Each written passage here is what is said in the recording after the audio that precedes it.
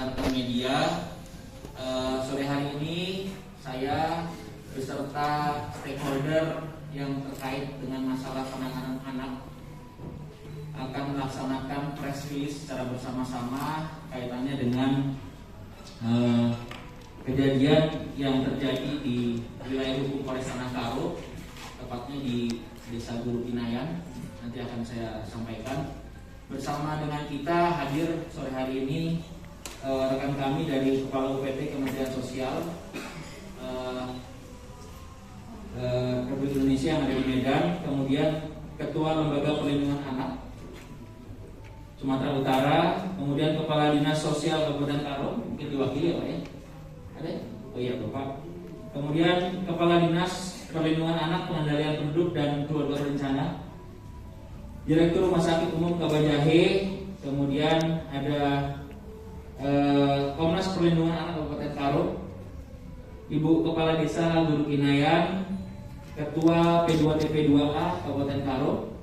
Adapun kronologis kejadian yang perlu kami sampaikan dari mulai awal, yaitu didapatnya informasi mengenai kekerasan terhadap anak ini bermula dari laporan salah seorang warga Desa Guru Pinayan atas nama Ibu Nelly, ya Bu Kades ya, melapor kepada Ibu Kades bahwa ada seorang anak yang mengalami penyiksaan atau kekerasan. Kemudian Ibu Kades kita langsung mengecek ke rumah para tersangka ini dan benar ternyata didapatkan seorang anak kecil yaitu Fakih dalam keadaan sudah sakit pada saat itu dan langsung dibawa ke rumah sakit oleh Ibu Kepala Desa dan sudah mendapatkan kurang lebih perawatan dari mulai tanggal 21 ya Pak, 21 kurang lebih 4 hari di RSUD.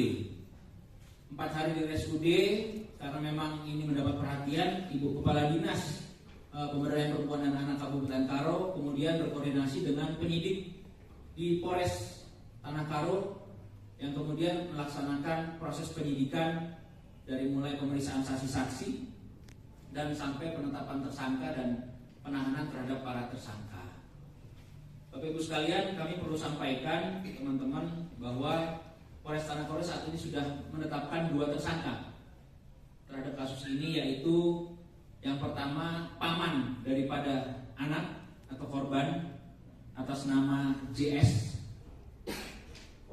Kemudian yang kedua bibi daripada korban atas nama PM. Adapun peran-peran dari para tersangka ini perlu kami paparkan ataupun perlu kami gambarkan kepada rekan-rekan sekalian. Mungkin slide-nya bisa ambil jalan ya. Kalau untuk gambar anaknya saya pikir tidak perlu ini kan, tapi peran-peran tersangkanya saja. Sesuai dengan hasil rekonstruksi kita, prarekon kami ini beberapa perbuatan yang dilakukan oleh tersangka JS dari mulai yang bersangkutan memukul menggunakan kayu ini ya, ada gambarnya prarekonnya yang pakai kayu. Belum sampai sini, sebelumnya khusus yang JS ada lagi habis ya, mohon maaf. Ini menggunakan kayu ini ya, kayu ini dipakai untuk memukul baik itu ke paha, ke badan. Kemudian selain itu juga ada perbuatan menyundut dengan rokok. Tidak ada juga ya. Ya. Menyundut dengan rokok. Setelah itu juga direndam di tempat yang sama. Pada saat direndam yang bersangkutan itu sudah kurang lebih jam 7 malam begitu. Sesuai hasil pemeriksaan kami, dibuka bajunya dari rumah tadi, diangkat, terus kemudian diangkat dari rumah, kemudian dibawa ke kolam, kemudian yang bersangkutan diceburkan, direndam kurang lebih sampai 15 sampai 20 menit di waktu malam hari, di jam 7 malam. Ini bentuk-bentuk kekerasan yang dilakukan oleh tersangka JS. Selain itu juga di TKP, yang pertama kekerasan ini dimulai kurang lebih sesuai hasil pemeriksaan kami pada bulan Maret tahun 2022. Kekerasan yang pertama kali dialami oleh anak atau Paki ini dilakukan oleh bibinya yang berinisial PM.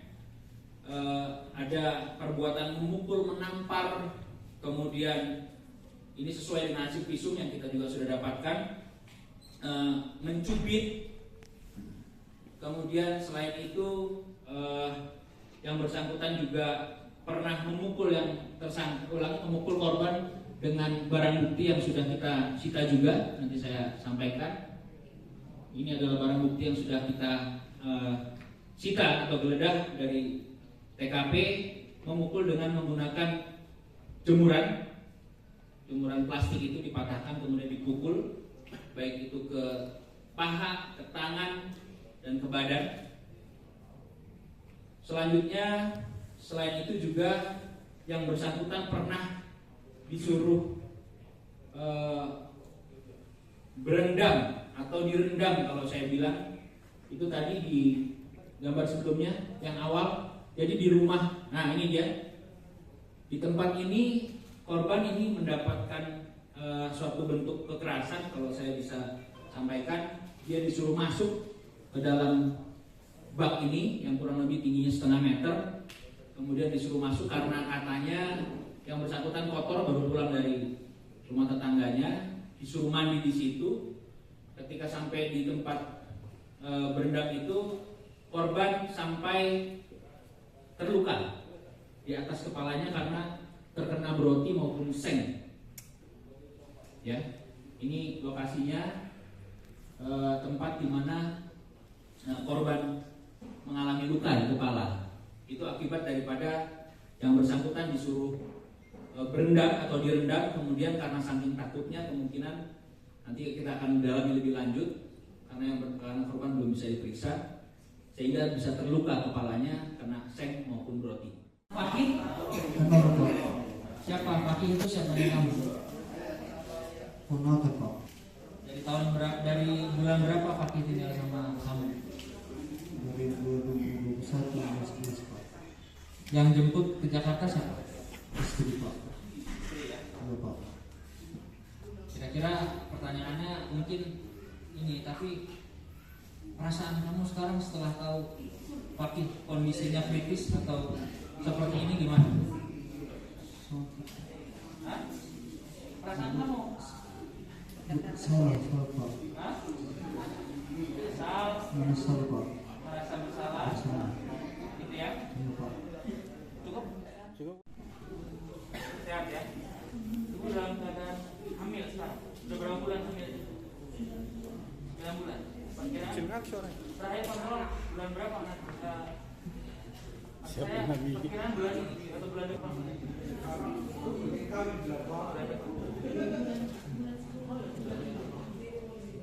Punya anak putri ya? Umur berapa? Siapa namanya? Nadira ya? Gimana perasaannya sekarang? Mau karena kejadian ini gimana kira-kira? Senang masuk TV.